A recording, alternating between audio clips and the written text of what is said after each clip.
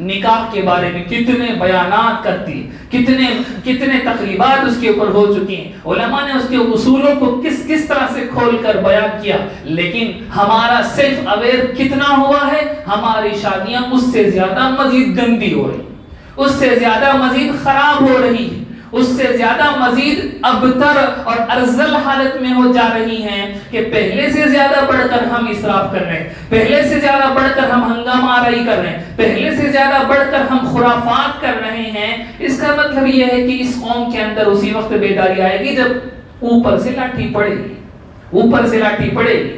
نکاح کے بارے میں ہم نے بارہ کہا کہ صرف 4 چیزوں کا نام نکاح ہے، ایجاب، قبول، مہر، ولیمہ، اس سے زیادہ نکاح کی کوئی حیثیت اسلام نہیں مانتا، لیکن ہمارے یہاں نکاح کے لیے وڈی پر قرضے لیے جاتے ہیں، نکاح کے لیے ڈیمانڈ ہوتے ہیں، نکاح کے لیے جوڑے جاڑے کے پیسے مانگے جاتے ہیں، منہ پھاڑ کر لڑکے کی ماں اور لڑکے والے اپنے باچیں کھول کر بھکاریوں کی طرح بڑی لسٹ پیش کرتے ہیں کہ اتنی چیزیں آپ کو جہیز میں لینی ہوں گی، اتنے روپے جوڑے کے نام پر دینے ہوں گے، اور کتنے گھر اجڑ رہے ہیں، کتنے گھروں کے اندر صرف ان وجوہات کی وجہ سے لڑکیاں بیٹھی ہوئی ہیں، لڑکے بیٹھے ہوئے ہیں، ان کی شادی نہیں ہو رہی ہیں۔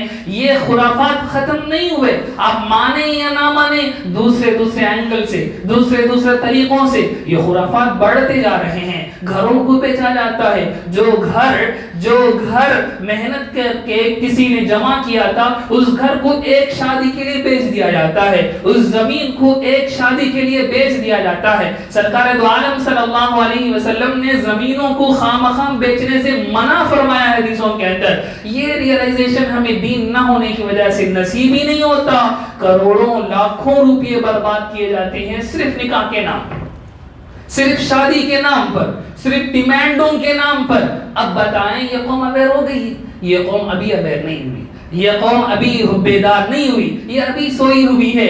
دیکھنے میں لگتا ہے کہ اس کے اندر بیداری آ گئی ہے، لیکن اس کے عمل بتا رہے ہیں کہ یہ ابھی سوئی ہوئی۔ یہ میں کہہ رہا ہوں ہمارا قول اور ہمارا فعل جڑ نہیں رہا، ہماری باتیں اور ہمارے کام ایک دوسرے سے سنک نہیں ہو رہے ہیں۔ جس کو جب تک ہم اس کے اوپر ورک نہیں کریں گے، یہ خرافات کبھی ختم نہیں ہو سکتے، یہ ان مصیبتوں سے ہم باہر نہیں آ سکتے۔ گزشتہ مہینہ ایک مسئلہ تھا، مسلم پرسنل لا کا مسئلہ تھا، اس مہینہ وقف بورڈ کا وقف بل کا مسئلہ آیا، اگلے مہینہ کچھ اور آئے گا۔ یہ آتے رہے گا جب تک ہم اپنے اندر تبدیلی نہیں لاتے۔ دشمن سے دوستی کی امید کرنا، دشمن سے بھلائی کی امید کرنا، یہ حماقت ہے، یہ جہالت ہے، یہ بے وقوفی ہے، یہ نادانی ہے، یہ کچھ بھی نہ معلوم ہونے کی علامت ہے۔ ہمیں اپنے زندگیوں پر ورک کرنا پڑے گا، اس کے علاوہ کوئی آپشن آج کی تاریخ میں ایگزسٹ نہیں کرتا مسلمانوں کے۔ کتنے خرافات ہیں، کتنے مصیبتیں، ایک سے زائد شادی کرنا، پورے مسلمان بدنام ہیں کافروں کے پاس کہ یہ لوگ تو زیادہ شادیاں کرنے والے ہیں، یہ لوگ تو زیادہ نکاح کرنے والے ہیں۔ کیوں بدنامی ہوئی؟ اس لیے بدنامی ہوئی کہ مسلمانوں میں میجورٹی جن لوگوں نے دوسری شادی کی، وہ انہوں نے اپنے پہلی بیوی کا حق مار کر شادی انہوں نے کی۔ قرآن کہتا ہے جب تم اپنی بیویوں کے درمیان انصاف نہیں کر سکتے تو پھر ایک پر بس کرو، لیکن جتنے لوگوں نے دوسری شادی کی آپ ان کی زندگیاں تھوڑی ڈیٹیل سے انالیسس کریں، آپ کو پتا چلے گا کہ ان لوگوں نے اپنے پہلی بیویوں کا حق مار کر دوسری بیوی کے ساتھ یہ معشوقہ اور محبوبہ کی طرح اس کے ساتھ رہتے ہیں، اور پہلی بیوی کے بیسک حقوق کو بھی یہ فلفل نہیں کر رہے ہیں۔ ایسی دوسری شادی کی اسلام نے اجازت نہیں دی، تو اسلام کے پیچھے چھپ کر ہم نے اسلام کو بدنامی کا ذریعہ بنایا، اور دنیا کے سامنے مسلمان بھی ذلیل ہوا، اسلام بھی ذلیل ہوا۔ کافر یہ سمجھتے ہیں کہ مسلمان چٹخارے لینے کے لیے، اپنے شوق پورے کرنے کے لیے ایک سے زیادہ شادیاں کرتے ہیں۔ طلاق کی بات آئی، بڑا ہنگامہ ہوا 2-3 سالوں پہلے، آپ کے علم میں ہوگا کیا حل نکلا اس کا، ہم نے کتنے اس کے اوپر محنت کی، کتنے اس کے اوپر ہم نے کام کیا۔ آج بھی طلاق کے بیسک مسائل مسلم امہ کو نہیں معلوم، یہ اسی حالت میں پڑے ہوئے ہیں۔ غصے میں دے دلیا حضرت طلاق انہیں، اس کے اندر انہیں سمجھنا نہیں سو دے دلیا، نشے میں تھا دے دلیا، 3 دے دلیا، 1 سمجھ کو دے دلیا، 3 بولے تو پڑھنگا بل کو دے دیا. اس طرح کے جسٹیفیکیشنز ہمارے پاس روزانہ کی بنیاد پر آ رہے ہوتے ہیں. کہاں کھڑی ہوئی ہے یہ امت؟ کیا ہم نے طے کیا ہوا ہے اس دنیا میں؟ صرف ہم تو جی کر نہیں جانے والے، ہمارے بعد ہمارے بچے اسی زمین پر تو رہنے ہیں، اسی ملک کے اندر تو رہنا ہے. ہمارے بعد ہماری بیٹیاں اسی زمین پر تو رہنی ہیں، اسی ملک کے اندر تو رہنا ہے. ان کے لیے ہم نے کیا کیا ہے؟ بلڈنگ بنا دی، وہ بلڈنگ تو چھین جائے گی، وہ بلڈنگ تو رشتہ دار مار کر کھا لیں گے. ہم نے تربیت ان کے لیے کیا کی ہے؟ ہم نے اپنے اندر دین کتنا اتارا ہے کہ اس کے ذریعے سے ہم اپنے نسلوں کی حفاظت کر سکیں؟ یہ وہ سوالات ہیں جو چبھتے ضرور ہیں، یہ وہ سوالات ہیں جن کو سننا ہمارے کانوں کو پسند نہیں ہے. مجھے معلوم کہ ان سوالات کو فیس کرنا ہم نہیں چاہتے، لیکن اس کے علاوہ کوئی آپشن بھی نہیں ہے میرے بھائیو. کتنی آپ محنت کر لیں گے، کتنی آپ کوشش کر لیں گے، آپ کی جد و جہد کیا ہو جائے گی اگر ہم خود اپنے اندر تبدیلی نہیں لائیں. ہم خود ایک نکاح جو غیر شرعی طریقے پر ہوتا ہے، ہمارے اندر یہ جرأت نہیں کہ ہم اس کو بائیکاٹ کر سکیں. ہم کس منہ سے کہتے ہیں کہ اوقاف کی پراپرٹیاں مسلمانوں کو ملنی چاہیے؟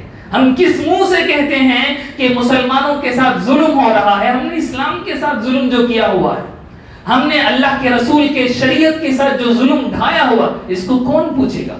اس کو پوچھنے کے لیے کوئی نہیں ہے. اس کو پوچھنے والا اللہ ہے، جو ہمیں ان ساری مصیبتوں کے اندر ڈال کر ہمیں سکھا رہا ہے کہ تم میری شریعت کے ساتھ ٹھٹا نہ کرو، تم میری شریعت کے ساتھ مذاق نہ کرو. یہ مذاق جب تک ہم بند نہیں کریں گے، اللہ کی رحمتیں نہیں اترنے والی، اللہ کی رحمتیں نہیں اتریں گی. ہمیں اپنے اندر سے ان خرافات کو نکالنا ہو. ہزاروں قسم کی خرافات، ہر فیلڈ کے اندر خرافات، بیوپار کے اندر خرافات، دھندوں کے اندر اتنی بد زبانیاں، بد کلامیاں، وعدہ خلافیاں. مسلمان کے ساتھ بیوپار کرتے ہوئے ہزار مرتبہ سوچنا پڑتا ہے کہ یہ مسلمان میرے پیسے لوٹائے گا کہ نہیں، یہ مسلمان میرے ساتھ صحیح ڈھنگ سے ڈیل کرے گا کہ نہیں. یہ حالت اس قوم کی جب بن چکی ہے، اب اس کو کوئی حق نہیں کہ اللہ سے شکوہ کرے، اس کو کوئی حق نہیں کہ اللہ سے شکایت کرے.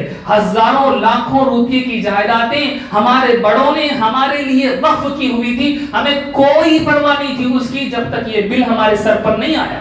اس وقت تک ہم نے اس کے بارے میں کوئی چرچا نہیں کی. ہم نے بیانات کیے، ہم نے جمعہ کے اندر ان مضامین کو اٹھانے کی کوشش کی، رمضان کے اندر بھی ہم نے اس پر ڈسکس کی، لیکن کوئی کسی کے کانوں پر جھک نہیں رہی. لیکن جب مسئلہ آیا، ہمارے سر کے اوپر لاٹھی لٹکنے لگی، اب اویئر ہو گئے، اب پریشان ہو رہے کہ ہماری مسجدیں چلے جائیں گی، ہمارے مدرسے چلے جائیں گے، ہمارے قبرستانہ چلے جائیں گے، ہمارے درگاہ چلے جائیں گے، ہمارے مزارات چلے جائیں گے. ہم نے کیا کیا ہے اس سے پہلے؟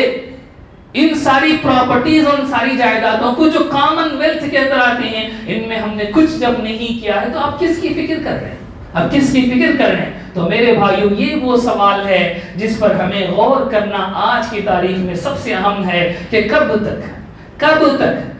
تک یہی سلسلہ چلتا رہے گا؟ اس وقت تک چلتا رہے گا جب ہم اپنے اندر بدلاؤ نہیں لائے. ہر فیلڈ کے اندر بدلاؤ لانا ہوگا، ہر فیلڈ کے اندر اپنے آپ کو اتار کر صحیح ڈھنگ سے اللہ اور اللہ کے رسول کی شریعت کے ساتھ لائل ہونا پڑے گا. اس وقت تک کوئی تبدیلی کی امید ہم نہیں کر سکتے. امید کرتا ہوں اس سوال پر ہم آج ضرور غور کریں گے کہ ان خرافات کو ہم کیسے اپنی زندگیوں سے نکالیں.